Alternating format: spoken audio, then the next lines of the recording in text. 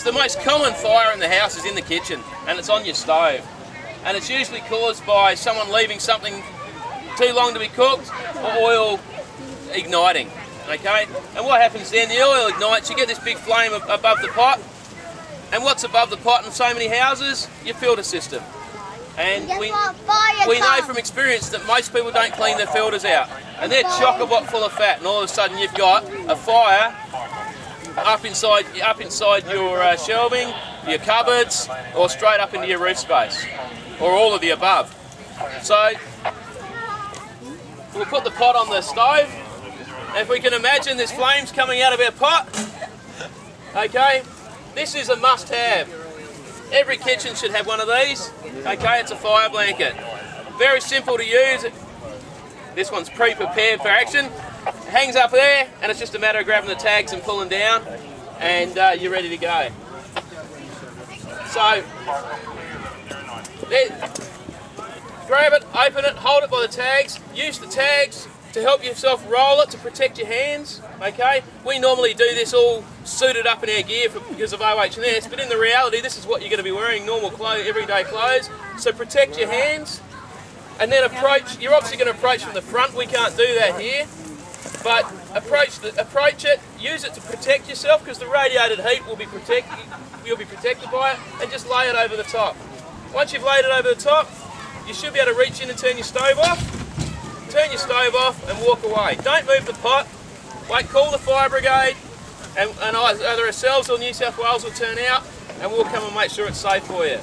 Don't move the pot. The worst thing you can do is move the pot, because if you trip or spill it, you've got hot boiling liquid, you've now spilled it on your carpet, and we've got a bigger fire than we needed. Or if you move the blanket when it's still flaming underside, as soon as you induce the air, it's going to spark back up again. All this does is remove the oxygen out of the equation, and a fire won't live without oxygen. Well, most fires won't live without oxygen. Okay? It's a simple process, okay? Another thing most people you should have in your house, and we were going to do fire extinguisher demonstrations today, but unfortunately we can't. Good extinguisher. Most household extinguishers are dry powder, not usually this big, they're usually a kilo. That's usually enough. You might not get the fire completely down, but you'll slow it down until the fire brigade can get there. If you're lucky, it'll work. Actually, I'll just run through that. When using a fire extinguisher, we have, like all good things, we have a lovely acronym called PASS. Okay? Stop it. First one is to make sure you've got the right type of extinguisher. Beauty of dry powder, it'll work on pretty much everything. It's messy though. Okay? The P is for pull the pin. Okay? What they forget, we actually say PTAS now. You need to test it. So push it to the side and make sure it works. The last thing you want to do is approach a fire and your extinguisher not work. Okay, so quickly push it. Remembering you've only got 20 or 30 seconds in any fire extinguisher of use, so don't sit there for 5 seconds making sure. Test it. The A is for aim. Okay, so you aim at the base of the fire where the fuel is. Alright? Squeeze, S for squeeze. Okay, obviously you've got to push the trigger down and then sweep across the fire with your extinguisher. Okay?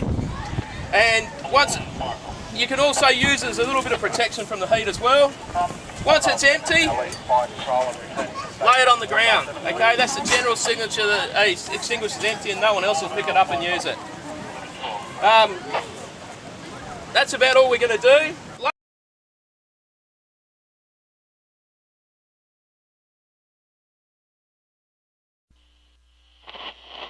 And I heard, as it were, the noise of thunder.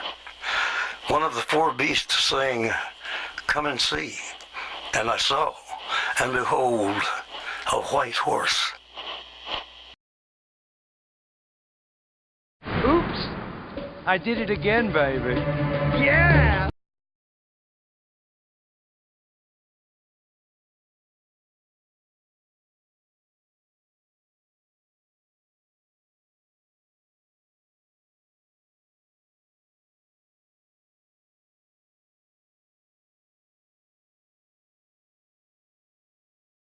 Tune in tomorrow.